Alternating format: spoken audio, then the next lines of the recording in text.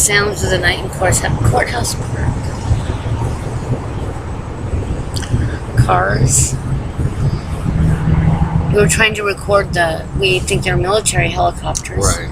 Because we both know those sounds from your Navy experience. Right. If there it is. That's I mean, they're a sounds long way military off. to me. Yes, and they are. It's very loud. And it's very loud. Yes. That's the military. We don't know which military, because they all have helicopters. That's right. It could be around here. It could be. It's either the Navy. Or the Army. Army. I would say that's the primary ones. So, but yeah. How you doing? Right. You guys seem down. And but because the Navy does operate, there also could be Marines. It could. I doubt it. I do too. That's too much force. No. Navy is more surveillance. Obama's already coming. Yeah, Army's more surveillance. Marines are more forceful. That's true. And they're training everything. That's true. I would say Navy is more helpless, in my experience, my dad. And of course, you got the Air Force. They're the ultimate. The Air Force. Yeah, oh, absolutely. Yes. Space. That takes a lot of skill. To hone in on one thing. And operate both an aircraft of that nature, a lot of instrumentation, and a submarine instrumentation. Pretty much the same thing. And plumbing. Yeah. Or it's going to flood. Oh, there's got a lot going on. A lot of pressure will be released. It's very difficult.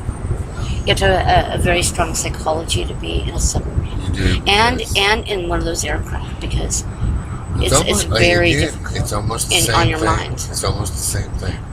Very focused. Instead of flying through the air, you're flying in the water. Yes. It's really and hard to do. you're undersea, and as a human, you can't just like, I'm going to go outside. You can't do that. You can't do that in a plane either. No. You can't just go, I'm tired. Right. Yeah, it's a certain skill. Because if you're gonna some people know. That's another thing. I heard in a Clint Eastwood movie. He said, jumping out of a perfectly good aircraft is not a natural act. No, nor a submarine, of course. Yeah, no, of course it's self-destruct. You know what? Now, the new submarines are made to carry CO2 around, so they can be ejected underwater, like a weapon, a human weapon. Yeah. I think that's where our submarines are now. They're not into carrying nuclear weapons. They're still powered nuclear. I mean, sometimes if you took all the bombs and guns and ammunition and killing things away from the military, they would just seem like a bunch of gossips, going around, seeing what people are doing, They would just seem like the nosy neighbor. If it were only like what they call them, the Snoopy. Right, if it were only like that. We just learned this morning about another round of fighting over in Israel. Not good. I think you're right about those folks. In general, those folks, they don't want to fight. Why would one want no that? more than we do. It takes so much energy, so much adrenaline, so much everything. Everything. It takes all of your spirit, and to fight like that. There are other fights to fight that don't take that. That's right. We're fighting one of them. We are fighting. The fight to live. We're fighting to live. In the United States of America. United States. My country. Chesapeake. Yes, my hometown. What is it? My country, Tennessee. Sweet land of liberty. Well, don't be homeless. Where? Don't have liberty. What's the rest of the lyrics, Jude? Well, we know this one. I pledge allegiance to the flag. Yeah, we know that. To the United States of America. And for the republic for which it stands. One nation under God. Indivisible. With freedom and liberty for all. Except if you're homeless. Now, God can be perceived a great many ways in that. You can make God distant. I don't care what you mean. Yeah. As long as it's not something that's hurting someone.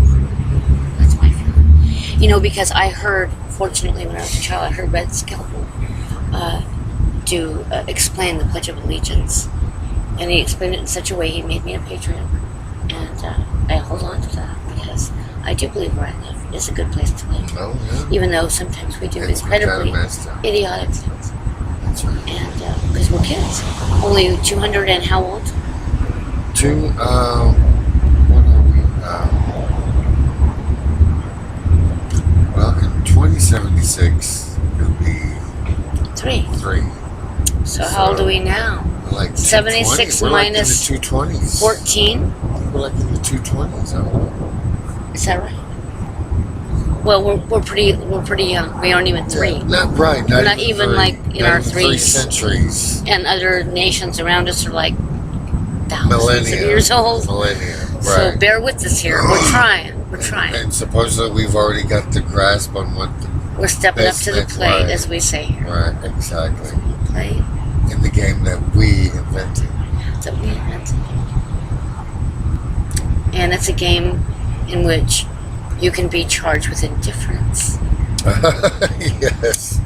in which math matters, in which diamonds are not mined by slaves but drawn on ball fields.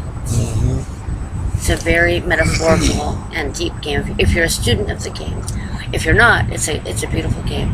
Although ball players say they are not athletes but ball players. Right. Yeah, John Kruk. And if you was to look at him, you would not think he was an athlete. But he was a good ball player. So I think the Angels will win, but the Oakland, they're nice. Doesn't matter. Because it's baseball. You know, Oakland has a good team. But you know, as far as talent and experience goes, probably the Angels probably have the edge there. I believe they do. But that's But I don't know if the Angels got to win. It'll all come Angels down gotta to which team has the best pitching at the end of the season. So whichever team that is, they'll be the ones. Well, it depends on how good a catcher they have. You know what, the catcher I believe I'm probably right. has a lot to do with it. I think so.